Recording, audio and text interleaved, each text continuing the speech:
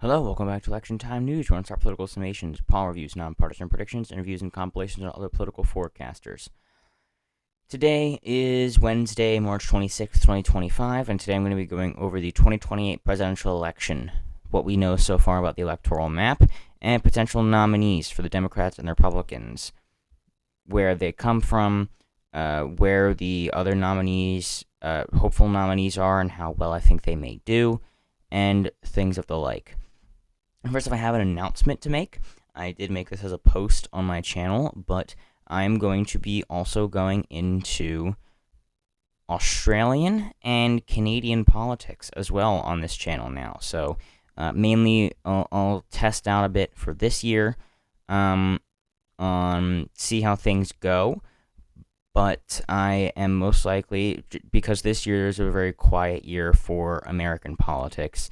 There's only the Wisconsin election, as well as there's going to be the governorships, which are going to be later in the year, but these are both going to be in April and May. This is late April, and this one is in mid-May, and then from there I can probably pivot to the governorship elections, so I'll be able to cover things all year round. I'll have to figure out my schedule in the future, see how things go, but in the meantime, I am most likely going to be trying this out a bit. I'll mainly be doing the elections in the United States. That'll still be my main focus, but I am officially now launching Election Time News Australia and Election Time News Canada. They're not going to be separate channels, just the watermark down here is going to be a little bit different. So, now that's done, going into the presidential map. So, of course, we have the western blue wall, those four there. That's going to be California, Hawaii, Oregon, Washington. Unless something drastic happens, they are going to go blue. In 2000, Oregon, Gore won it by 0.44, and that's the closest that any of these states have gone to going red since 1988. In Bush Sr.'s landslide, where he won California, but Dukakis won the other three, flipping it from when, of course, Reagan won all except for Minnesota and D.C. in 1984. And there are very few states that Carter won in 1980. Hawaii was one of them, Minnesota, West Virginia, which used to be one of the bluest states in the entire country, Maryland, Georgia by almost 15, and Rhode Island. And then all of them except for Minnesota went red in 1984. But then 1988, Dukakis flipped those three. And then Clinton flipped California in 1992. And they have gone blue every single time since. Gore won it by less than half, Oregon by less than half a point. But other than that, all of them have gone by relatively safe margins each and every time, especially since 2008. All of them have gone by more than 10 points for the Democratic Party. So there is little to no chance that the Republicans are going to win any of these four, and that's a huge boost, especially with the state of California. 78 electoral votes right off the bat for the Democratic Party. Now we have the Great Plains Wall for the Republicans. These states are probably not going to go blue anytime soon, especially not Nebraska's 3rd district. That's the most Republican voting district in the entire country. 53.8 points, 53.2, 54.2, 42 for Romney, 39 for McCain, 51 for Bush, 46, 30 for Dole, 23 for Bush Sr., and then that's from before they split their electoral votes. Only Maine did at that point. So ever since Nebraska started splitting its electoral votes, it has gone by at least 23 points for the Republican, and it has gotten more and more red every single time as the rural regions of the country have gotten more and more extreme Republican. Same thing can be said for Wyoming, North and South Dakota, even though they actually went against Obama by less than 10 in 2008. Montana 2.3. Missouri 0.13, but it can still be put in this category as well, as after it only went for McCain by 0.13, it then went for Romney by 9.4, and then for Trump by 18.5. So very, very quick slide down the Republican column there, and then it barely budged for Biden and went right back to 18.4 in 2024. Arkansas, another very strong red state these days, 30.6, 27.6, 26.9, 23.7, 9.8 in 2004, 5.4. The last Democrat to win it was Bill Clinton, winning his home state in 1996 by 17 points. But since then, it has gone very hard to the right, and it is not anywhere close to going blue. So then generally with this entire block over here, you can probably also add Nebraska at large to this category. That's going to be 55. Then you have the Deep South, which is going to be Tennessee, Kentucky, South Carolina, West Virginia, Alabama, Mississippi, Louisiana. So that block is going to be another strong few. So these all have gone red for quite some time. The bluest of these is going to be South Carolina, but not by all that much. Mississippi and Louisiana are not too far behind, but most of the other ones are somewhere around 30 points. These ones are around 20 to 22.5, and South Carolina at about 17.75. Of course, it went down to 11.7. And back in 2016, it was only 14.3, but then went up to 18. It's like, Romney won it by 10.5. McCain only won it by 9. 17, 16.5, 22. So these states are the ones that actually went a lot more for Trump in 2024 than in 2020. You see 29.8, 30.5, not really much there. But West Virginia, 42.2, 41.9, it actually moved a bit to the left. The slightest bit ever to the left. So those are going to be the secure eastern states for the Republicans. That brings their total up to 110. Then for the Democrats, you have New York, Massachusetts, Maryland, D.C., Rhode Island, Nebraska, skipping New Jersey, Connecticut, Vermont, and Maine's 1st Congressional District, bringing their total up to 148. You can also add in Illinois just because there's no shot that, even though it did shift very hard to the right, that is, in fact, a 6.1% shift to the right. Another 6.1% shift would still get it only down to 4. So you need an even larger shift than the monumental movement that happened from 2020 to 2024. And considering that 2028 is most likely going to be a slightly more Democratic favorable environment, there's basically no chance that that's going to happen. Same thing could be said in New Mexico, and also Colorado can be added to the Democrats column because it has been left trending as well. It only moved 2.5 points to the right, while the rest of the nation moved closer to 5. And it only went for Clinton by 5. It went 6 or 11 for Harris, which is an improvement of 6 percentage points. Even though Harris did quite a bit worse in the popular vote, she did 3 points worse. So then you go to New Jersey, you actually can still, I'd say you could still have this in the safe column. An exact 10-point depreciation, but another 10 points would have it be a 4-point win for the Republicans. However, there's just too large of an urban area. I don't think there's much more movement to be done in the state of New Jersey. Of course, really what happened was you had these outer counties that flipped, especially in these outer urban regions. Gloucester moved back to the Republican column. Really what happened was Passaic, Morris, and then Bergen County. These are going to be northern New York City. They're not the deep New York City parts, but this is also going to hurt. Hudson County was down to 28 from 46, for example. Essex, 45, it was 55. Union, 24, it was 35.5. Middlesex, 22, down to 8. Somerset, 14 from 21. Mercer, 34 from 40. That one's not as bad. Monmouth, 11.3, 2.8 in 2020.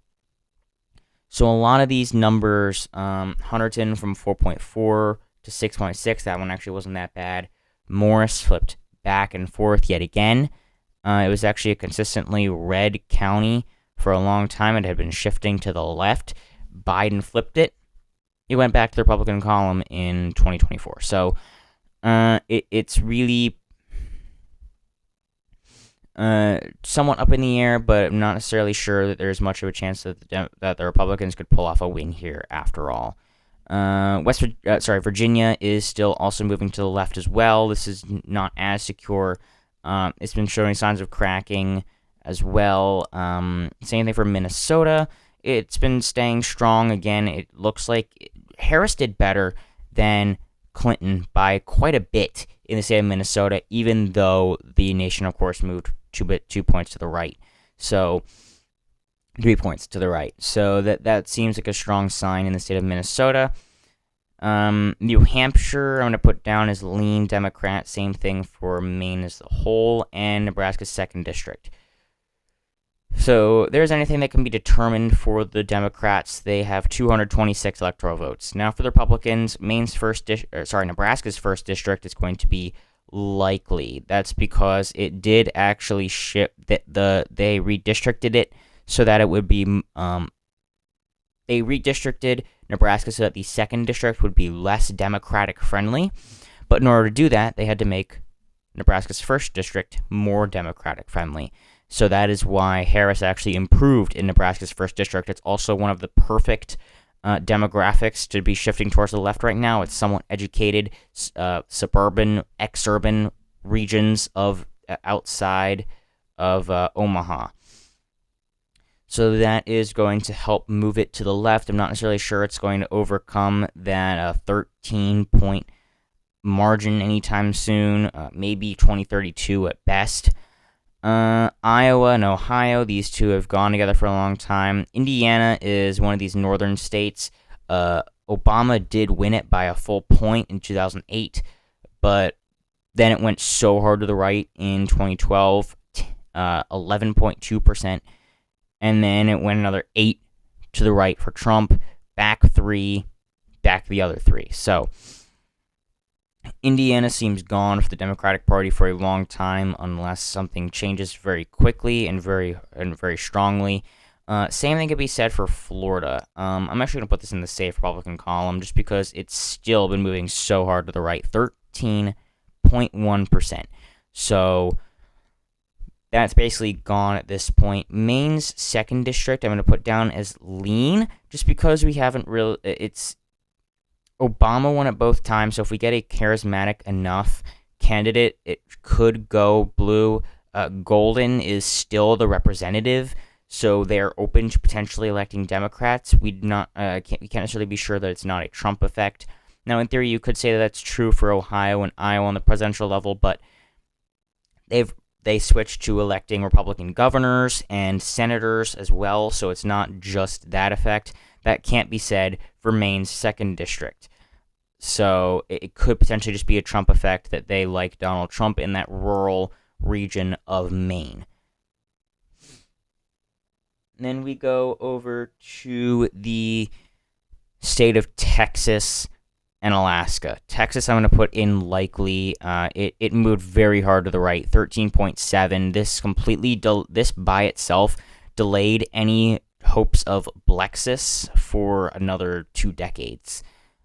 Completely undid all of the bleeding that had happened since Romney's 16-point win in 2012. Pretty much just a bit less than that. So now in order to be able to get back down to Biden numbers, 5.6, that's going to take a lot of work for the Democrats there.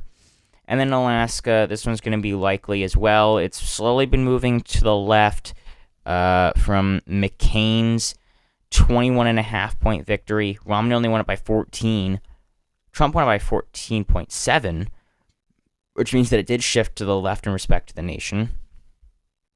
Then 10.1 in 2020. 13.1. It moved 3 points to the right. So did the rest of the nation, which means it didn't move much. So that one's going to be likely, though. It's probably not going to move anywhere necessarily that far, which means that, yes, yet again, we're going to be stuck with these 7. But I do have Nevada as tilt red, just because it's been moving so hard to the right. It went 3.1. If you put in that 3.2 point shift, that means it would have been 0.1 for Biden in 2020. It was 2.4, so that means that it moved 2.5 points to the right more than the nation. Also, it moved against the nation as it only went 2.4 for Biden in 2020. So, considering that the nation as a whole shifted 3 points to the left, that means that Nevada moved 3 points to the right in respect to the rest of the nation, which about happened again. So, even if there's a leftward shift, Nevada is most likely gone. Lombardo won the governorship there. They narrowly reelected their incumbent senator there as well. We're going to put North Carolina in tilt. And interestingly, I am actually going to put Georgia tilt blue. North Carolina has constantly been eluding the Democratic Party. It hasn't actually really gone Democratic. It doesn't go Democratic. It's been very, very close for a long time. It doesn't go Democratic unless it's 2008 and your name is Barack Obama. And even then by a narrower margin than Indiana. So and then it swung 2.3 points to the right. Went 3.7 for Trump, 1.3 for Trump. Biden was leading in the polls, and they ended up losing it by 1 1/3 points. And then in 2024, Trump won it by a solid margin of 3 1/4. That's just a bit worse than he did in 2016. So it's probably going to be more Republican tilting, which is something that we probably could have expected. Was the least likely of the states to have gone to Harris this cycle.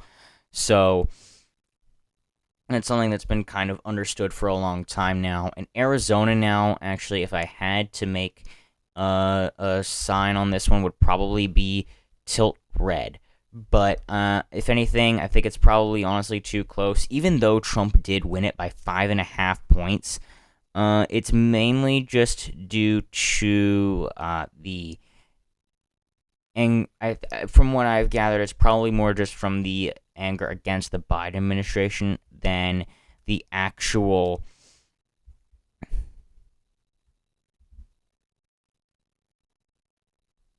just looking at the vote margin here compared to Maricopa County. 71,515. 287,000. So Harris would have needed to have won Maricopa County by 107,000 votes in order to have won the state of Arizona, assuming that the rest of the state was the same. So, anyways, and also with the continuing growth of the Phoenix area with more educated young voters, that's generally more of a Democratic demographic. That's going to generally end up benefiting them. And they did also elect Ruben Gallego this cycle, so it may have just, again, been a Trump thing, kind of like in the 2nd District in Maine. But if I did have to assign something, it would probably be the tilt Republican. Wisconsin, interestingly enough, is probably the most toss-up-y of these three. Pennsylvania is probably going to be the most Republican-friendly because it did go 1 3/4 points for Trump this time, and it also was the middle child, if you will, here by 3/4 of a point, so it moved 1 point to the right. But interestingly, because the nation was 3 points more to the right in 2024, that means that it actually moved, in respect to the nation, 2 points to the left. But in respect to everything else, Michigan is probably was mostly stagnant in respect to the nation. It's going to be a tightly contested one, especially Detroit turnout. Now, Georgia. The reason that I put Georgia in the tilt blue category is just because of the trends. If you actually look, I don't have it open right now, but the New York Times, the county trends, the Atlanta metro region actually moved to the left this cycle, even though so much of the rest of the country moved hard to the right. The Atlanta metro region counties actually moved a point, 2, 3, 4, 5, 6 points to the left. And it also moved the least, a quarter of a point for Biden to 2.25 for Trump. So that's going to be 2.5 points. That's in respect to the nation. That's a 3/4 of a point to the left shift. Arizona, I believe, shifted to the left in respect to the nation. Georgia, I believe, to the left by 3. I forget exactly where it was, but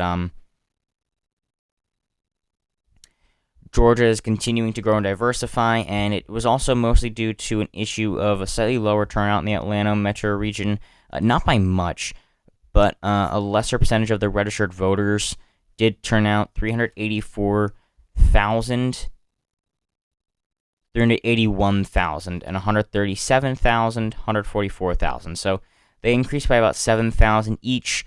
That's quite a bit less than you might expect from something else, especially if you got the rurals, 297,000 votes to 381,000. That's a huge jump. And then 384,000. So there was mediocre voter turnout in Fulton County, Georgia. That's mainly why Georgia went red. The Rust Belt Trio went red because of more turnout for Donald Trump, especially in Bucks County, which literally went red by 291 votes, Northampton County by 3,162, and Monroe County by 669. Biden won this by 6.5. Lackawanna, Centre County were state colleges in Pennsylvania. Erie County went red by a point after Biden won it by a point. Northampton, 0.72 for Biden, 1.8 for Trump. This is a now interestingly, Cumberland County actually moved to the left. So this is potentially a county that Democrats are going to be performing better in, especially with someone like Josh Shapiro actually winning the county. So segueing right into good candidates. Josh Shapiro. Oh, really? Okay. He managed to win Cumberland County as well as Beaver County up there. I believe that's Berks County. And so he managed to win quite a few other ones by double digits as well. That would be a strong candidate, probably to be able to pull off a win in the Rust Belt as well. Those key states that, of course, if a Democrat wins all three for the time being, would get them, even without Georgia, to 270, which is, of course, the number needed to be elected president. And so he's able to reach across the aisle. His 15-point win isn't just because of Doug Mastriano's unpopularity. His approval rating is also really high for such a close state as Pennsylvania. Another strong Democratic candidate to be able to reach across the aisle is none other than Andy Beshear, who managed to win a re-election in a deep red state by, what was that, 5.1%. In 2024, Trump won Kentucky by 30.5 points, 32 points. So he won his first election by under a percentage point. I believe it was 0.3, 2/3 of it, 1/3 of a percent, and he won re-election by 5. So he improved by quite a bit too. But this is sort of a strength of his, is to be able to reach across the aisle. He's able to even govern more democratically, even for such a strong red state as Kentucky. Bernie Sanders has been appearing like he may want to be running, but I'm not sure that that'd be as strong, especially not as strong as he potentially could have been in 2016 or even 2020, or heck, even 2024. 2028, he will be in his late 80s. I'm not sure that's going to be the best choice for the Democratic Party, Neither necessarily is AOC. She's seen as more of an extremist, I think, amongst moderates. But they are doing their campaigning together. Gavin Newsom is actually relatively unpopular as far as California goes. He only won re-election by 18.4. His recall election, he beat by 23.7. So that wasn't even that strong either. A potentially strong Democratic candidate would probably be Roy Cooper, but that'd probably be stronger candidate for the North Carolina Senate, honestly, than anything. If he'd be trying to go for that this cycle.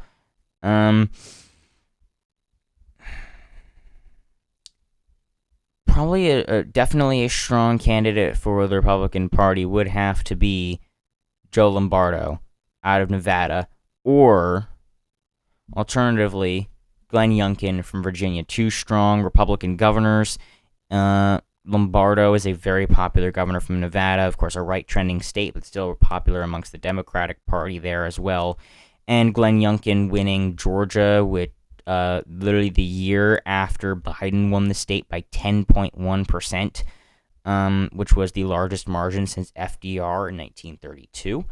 And so that just goes to show how he's not necessarily slowing down the governing as far as his more Republican-aligned agenda either.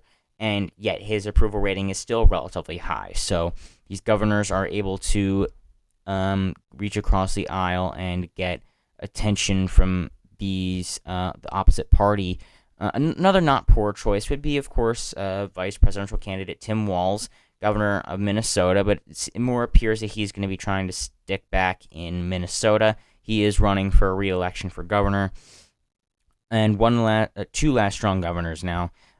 Kelly in Kansas, she did say that she's not running for another political office after this. She's term limited in 2026. And Brian Kemp in Georgia, very popular Republican governor. He did actually decline to run for the Georgia Senate seat, so Ossoff is maybe a bit more safe now. But he won re-election by 7.5 points in 2022, and so from there he may end up going for something larger like the presidential election, which would probably take Georgia off of the map for the Democratic Party. And if you want to include Ron DeSantis, but he's kind of a failed presidential candidate.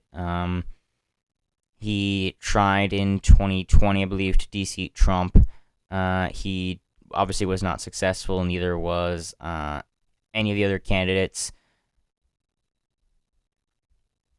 And from there in the Senate, there's not as many, honestly, like notable, strong characters, unless you want to talk about maybe Marino or Brown for both their respective parties, as they're seen as more moderate than anything else.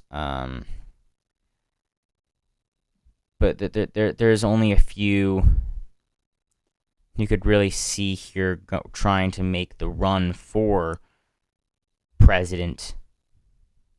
Put King down as a Democrat, even though I still believe he is an independent. That just aligns with Democrats, so there's really not many other strong notable. I mean, I guess Johnson wouldn't be a terrible choice, more moderate from Wisconsin, and you could potentially see even some House candidates, like I mentioned AOC as a potential candidate, potentially Mary Peltola, more moderate, but she's most likely going to be running for the House race or maybe the Senate race in Alaska. And going back to the Senate, Ted Cruz was, of course, another failed candidate, but he won re-election in the Senate for the state of Texas in 2024 against Colin Allred. Not sure there's many other House candidates. There's Lauren Boebert. She's more infamous one. You also have Marjorie Taylor Greene, another more infamous one. AOC is from this district.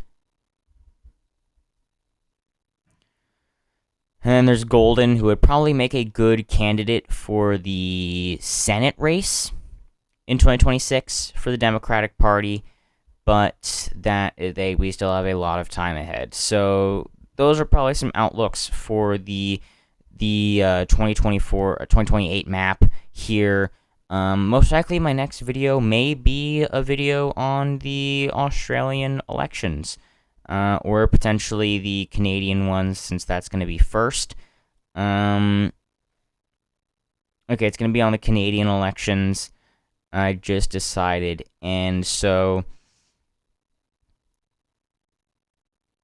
I do have the current map for the standings, include the Independents, the Green Party, the Conservatives, the Liberals, the Quebec Party, and then the New Democratic Party. So I'm going to be getting a bit more into some other international politics in the downtime of the American politics season, but I'm not going to be quitting on the American politics season. I'll probably be making at least one American video every week. I'll figure out my schedule later. But again, thank you all so much for watching this relatively long video, and have a fantastic rest of your day.